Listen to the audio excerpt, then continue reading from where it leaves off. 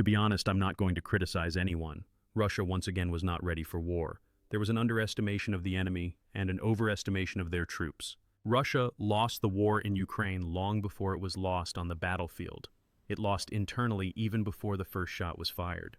Putin and his commanders assumed that the Ukrainian people would welcome them as liberators and that Kiev would fall within a few days. But that was not the outcome.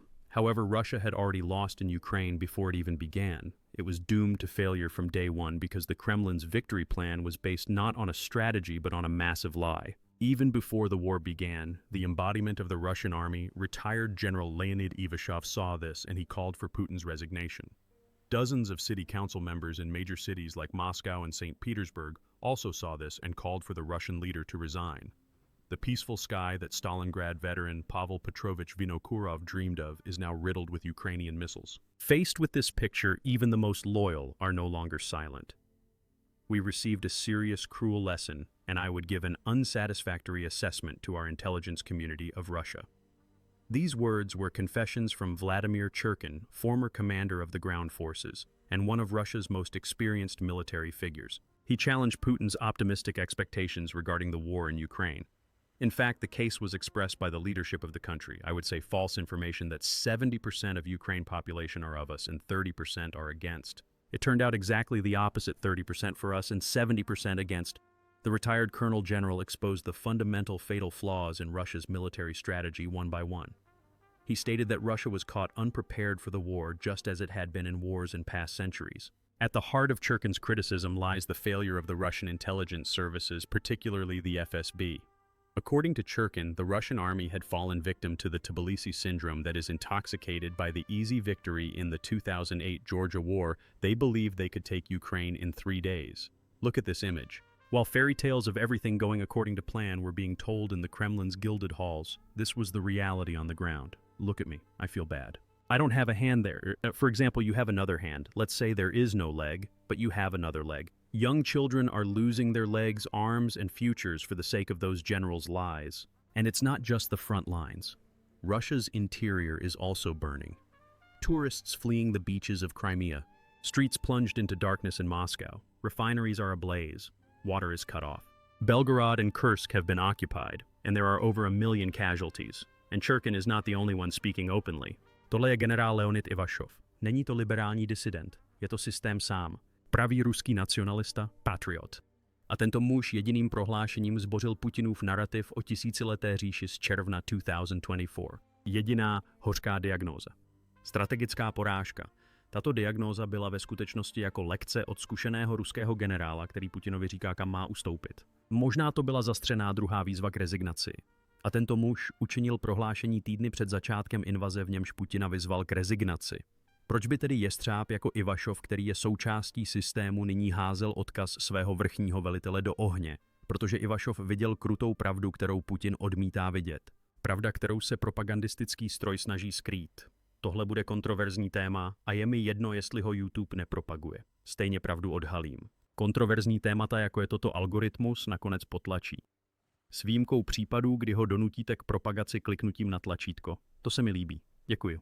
Tou pravdou je, že ruská armáda už není armádou, ale strukturou, která se zevnitř požírá. Šnilou strukturou. A další pravdou, kterou Ivashov viděl, byla lež generála Valerie Gerasimova. Náčelník ruského generálního štábu lhal samotnému Vladimiru Putinovi otevřeně a prokazatelně o Pokrovské frontě, aby si zachránil křeslo. Zatímco Putin ve státní televizi maluje portrét profesionální vlastenecké a hrdinské armády bývalí štábní důstojníci, jako Ivashov vidí, jak tato armáda prožívá katastrofu disciplíny zevnitř. Jak je morálně zkrachovalá. Prvním známkou tohoto bankrotu je naprostý kolaps moci. Tyto snímky nejsou ukrajinskou propagandou. Jde o důkazy uniklé samotnými ruskými zdroji o tom, co se stalo vojákovi z ruské 25, kombinované armády 67, divize 36, pluku. Tento voják se odmítl účastnit nesmyslné operace s mlýnkem na maso. Stal se odpadkovým dělníkem. Co mu tedy jeho vlastní velitelé udělali? Připoutali ho na 3 dny ke stromu a nechali ho hladového a žíznivého. Zastavme se a zanalyzujme to. Toto není disciplinární vyšetřování. Toto je zločin spáchaný armádou proti vlastnímu vojákovi. Toto je snímek struktury, kde se autorita zcela zhroutila. Kde velitelé považují mučení za jediný způsob, jak vynutit disciplínu.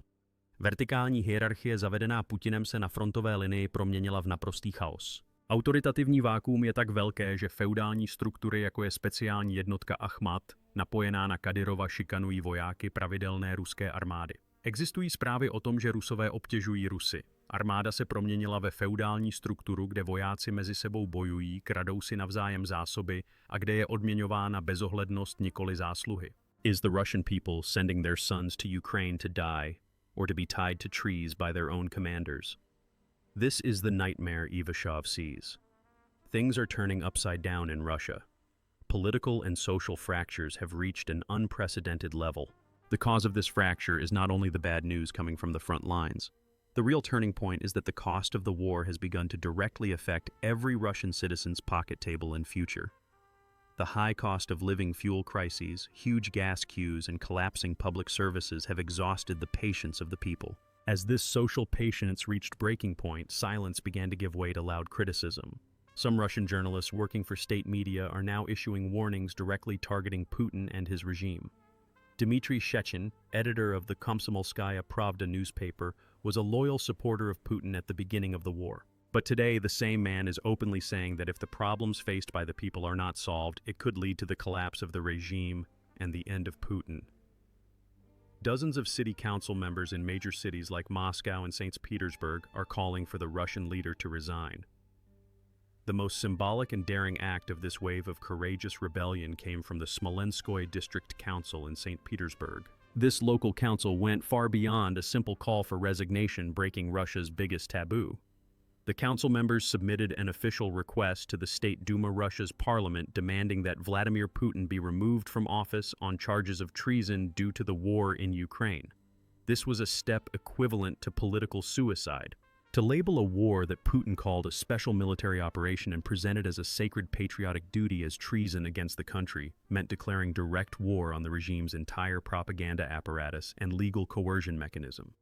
However, these council members had constructed their arguments in an extremely careful and legalistic manner, based on the regime's own constitution and laws. In their petition, they summarized how Putin's actions harmed Russia in 4 key points. These key points were the destruction of the army, demographic catastrophe, economic collapse, and strategic defeat. Of course, these Duma members did not harbor any illusions that the State Duma would process this petition and put Putin on trial. Their goal was different. Their goal was to light a torch, and they achieved it. These calls are not limited to liberal centers, but are spreading to regions that have paid the heaviest price for the war and are economically oppressed, because living in Russia has now become, in the truest sense of the word, a battle for survival. Analyses by independent polling companies and reputable institutions such as the Journal of Democracy reveal the depth of this change. 57% of the population now say they support peace talks. The percentage of those who want the war to continue has fallen to 35%. In other words, it was understood that there would be no peace in Russia while Putin was in power. Another point these results indicate is that Putin must now step down from his position, because the international sanctions now in place, rising inflation, and the increasing cost of the war at the front have placed an unbearable burden on ordinary citizens. Basic products such as oil, milk, and pasta are either very expensive or completely sold out on supermarket shelves. It has become difficult to find many medicines in pharmacies. However, perhaps the most striking area of crisis has been the fuel shortage. Not only driving a car, but also heating transportation and even sending children to school has become impossible. Gasoline has been unavailable in the Nizhny Novgorod region for about 3 weeks. According to local sources, even school buses are unable to operate in the Perevodzhsky district. Transportation companies unable to find fuel have been forced to leave hundreds of school-aged children at home. This situation has disrupted not only transportation, but also the fundamental right to education. The picture in Crimea is no different. On the peninsula, with the population of over 2 million, 50% of gas stations are completely empty. The zero on the station signs indicates that there is literally no fuel left. Moreover, this situation is not unique to Crimea. Across Russia, 2.6% of all gas stations have run out of fuel. At first glance, 2.6% may seem like a low percentage. However, the key point to note is that this figure is rapidly increasing every day. The collapse in fuel supply is not regional. It is a systemic crisis. Even in some regions where fuel is available, it is allocated only to state institutions. This means that all civilian use, except for ambulances, security units, or official vehicles, has been postponed. Citizens, despite waiting for hours in front of stations with jerry cans in their hands, are often forced to return home without fuel. And in places where gasoline can be found, prices have climbed to 80 rubles, which is an exorbitant amount for the large masses living on the minimum wage. Driving a car is no longer a luxury. It is almost impossible. On the other side of this tragic equation are the babushkas. Millions of elderly Russians who have served this state throughout their lives and endured hardships are now being betrayed by their own government. The process that began with the 2018 pension reform and continued with the raising of the retirement age to 65 for men and 60 for women fundamentally shook this generation's trust in the state. The brutal cost of the war has deepened this crisis. To close the 2025 budget deficit, the Kremlin withdrew 4.8 billion euros from the Social Assistance Fund and transferred it directly to war expenditures. This meant seizing the savings and social security of millions of pensioners. Real pension payments fell by more than 15%. And worse still, reports began to emerge of weeks-long delays in the payment of pensions in remote parts of the country. Elderly people accustomed to a regular income throughout their lives and trusting in the state suddenly faced the risk of hunger and destitution.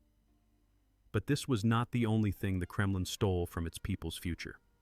As the coffers emptied and the cost of the war increased day by day, the regime now set its sights on the people's present, on every purchase they made, on every bite of food on their table. This was the final and most ruthless act of betrayal.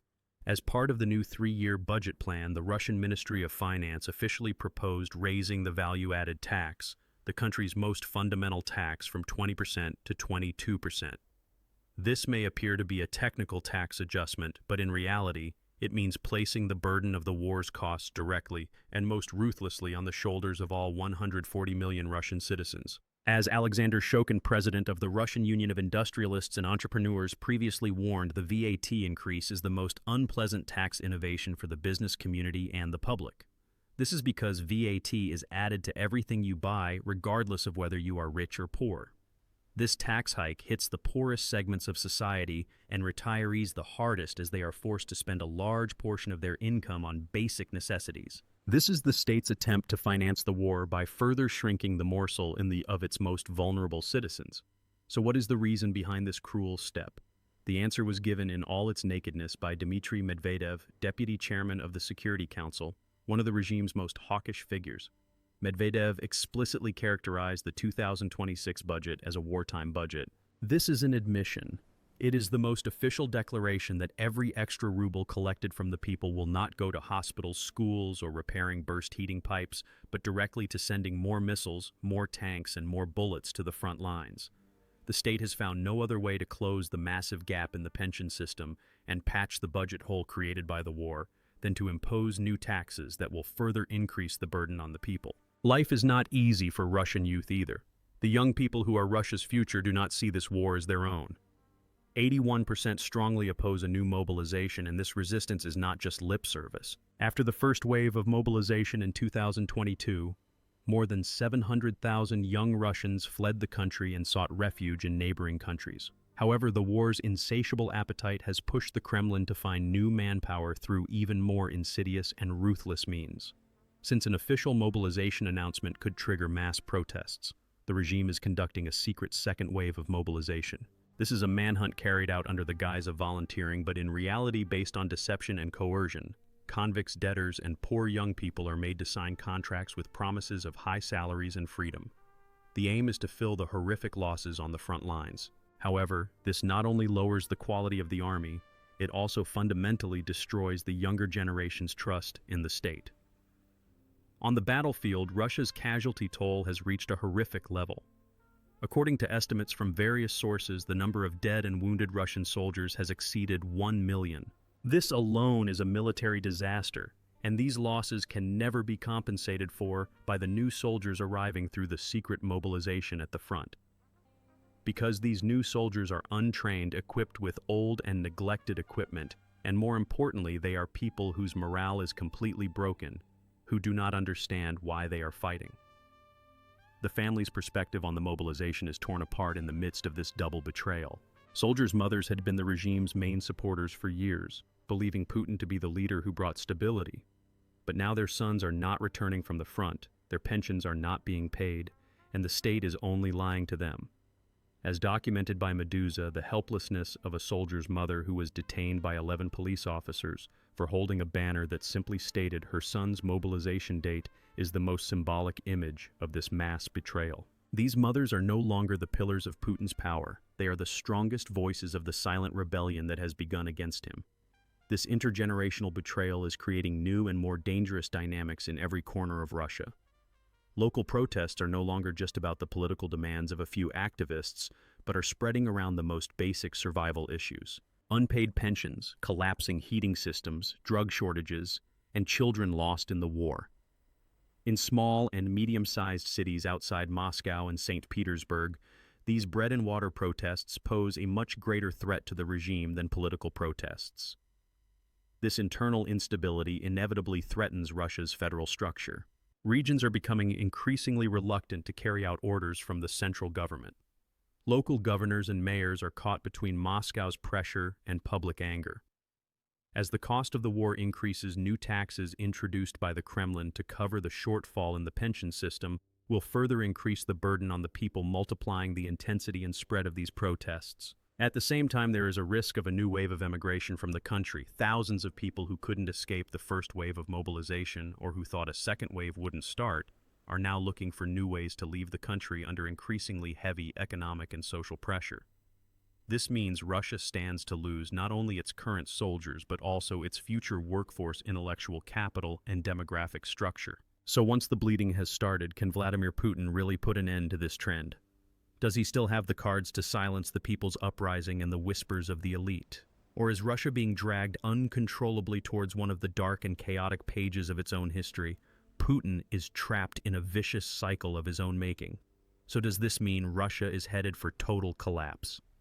If by collapse we mean a 1917-style revolution where the people storm the Kremlin next week, that seems unlikely in the near term. However, if collapse means a state becoming unable to perform its most basic functions, severing its ties with its people, and slowly becoming paralyzed by its own internal contradictions, then the answer is a definite yes. Russia is already in a process of slow-motion collapse. The question now is no longer whether Russia will collapse, but what will trigger this collapse and how it will unfold. Will it be a major military defeat on the battlefield? A total infrastructure disaster in the middle of winter that will affect millions of people? What are your thoughts on this matter? Please share your opinions in the comments. Thank you for watching.